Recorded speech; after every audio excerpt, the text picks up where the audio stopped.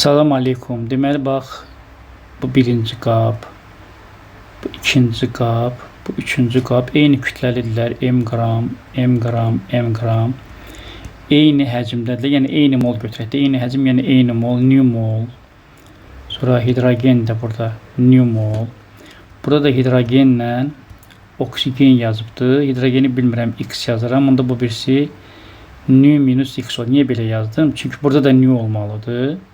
Sən eləməlisən ki, bunların da cəmi new olsun. Ona görə birinə X, birinə new minus X yazanda tərəf toplayanda X-lər X-a gedib yenə new qalacaq. İndi birinci qaba baxırıq. Birinci qabda baxın.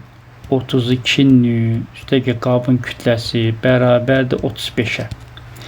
İkinci qabda 2 new üstəgəl M bərabərdir 20-yə. Tərəf-tərəfə çıxıram.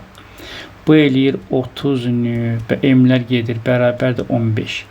New bərabərdir 0,5. Mən tapdım new 0,5. Deməli, bu da 0,5. Bu da 0,5. Bu x-dırsa, bu 0,5 çıx x-dır. Belə. İndi bu 0,5 istəyirsən burada yerinə yaz. İstəyirsən burada yerinə yaz. M-i tap. O eyni şey alacaq. 32 vur 0,5. Üstəgəl M bərabərdir 35-ə.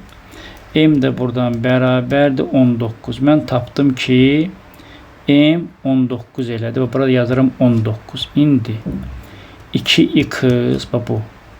Üstəgəl oksigen 16 çıx 32x. Üstəgəl qabın kütləsi bərabərdir 23-ə. Buradan 16 çıx 30x bərabərdir 4-ə.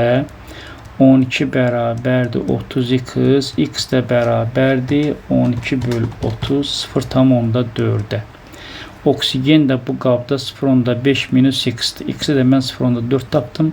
0,5-dən 0,4 çıxanda 0,1 mol oksigen eləyir. Bu da 3,2 edəcək.